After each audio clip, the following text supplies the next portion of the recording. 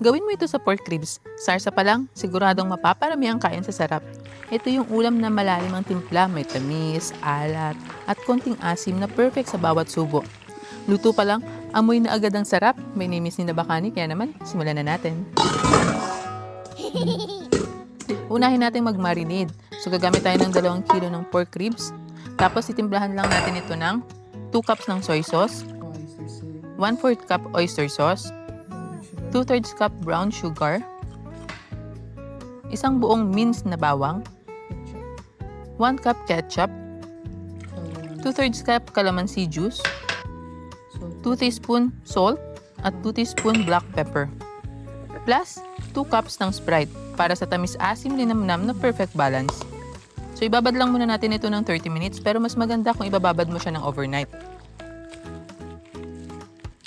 After 30 minutes, kung gusto mong mas mabilis lumambot, ilagay mo sa pressure cooker kasama yung marinade. Dagdagan lang natin ng Sprite hanggang matakpan lang yung ribs. Pressure cook natin for 10 to 15 minutes, depende sa kapal ng hiwa. Pagkaluto, diretso natin sa kawali. Stir natin para magkaroon ng konting toasty finish.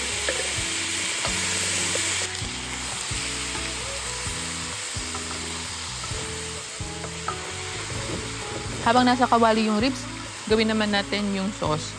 So meron tayo ditong 1 cup ng ketchup, 1/3 cup brown sugar, 1/8 cup toyo, at 1/4 cup ng oil. So haluin lang muna natin ito, tapos ilagay na natin sa kawali.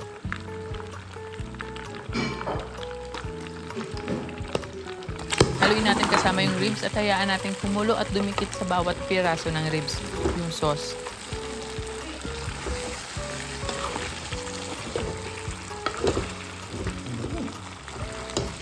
Kapag malapot-lapot na yung sarsa at alam mo nang makintab-kintab na, ready to plate na to. Ilagay natin sa serving plate.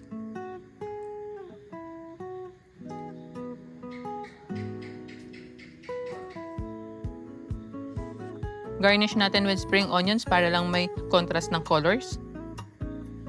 At tikman ang bawat piraso. Sarap! Siksik sa lasa at perfect sa kahit anong meal. Kaya naman kung natatakam ka sa recipe na to, watch this next video. Don't forget to like, share, and subscribe para sa mas marami pang nakakatakam na recipes.